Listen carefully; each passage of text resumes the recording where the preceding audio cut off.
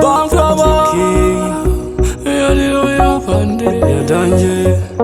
This Sunday, this guy, Matudo, ha ha ha ha ha, hey ha, ha ha ha ha ha, hey ha, ta ta ta ta, Safira, Safira, wakaenda sinauziva, upenyu wakupera taisaziva. Yataikumbira kuziva kuti yava kukwana nguva taida kungoziva. Vari kuchema mama vabvunza bvunza asi ari kuziva hapana.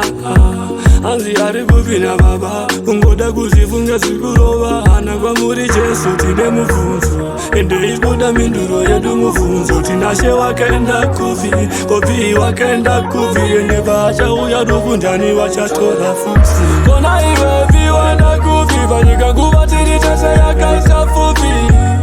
Tataingoda ngoziva kuti yava kukwana nguva taisaziva.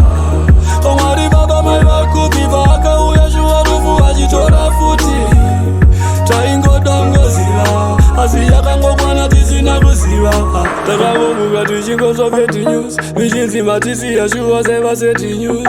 Kupindwa nechandosenge tisina juice rufu vanouya pese tichitora loose. Zuro nditina She wakashayika zveshuva tiri kubayika mumwoyo iri kubayika. Vati vaya vanorwadza chii chatakatadzana nasi tiri kuchema pasina. Kwamuri Jesu tine mubvunzo ende ibuda minduro yedu mubvunzo. Tina She wakaenda kupi kopi wakaenda kupi ende vachauya dukundani vachatora futi. Kona iwe viwanda kupi panyika nguva tiri tese yakaisa fupi. Tataingoda ngoziva kuti yava kukwana nguva taisaziva.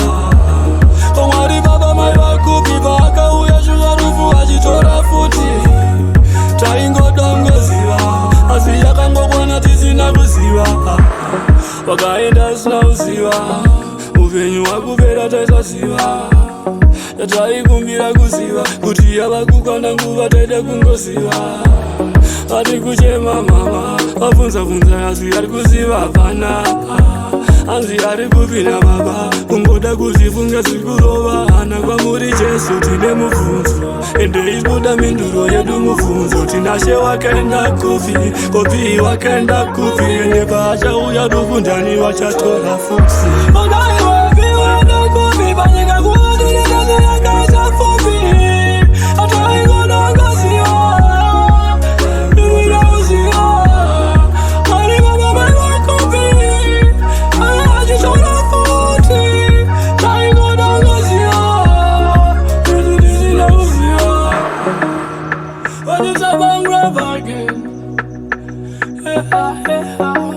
ta ta ta, Safira.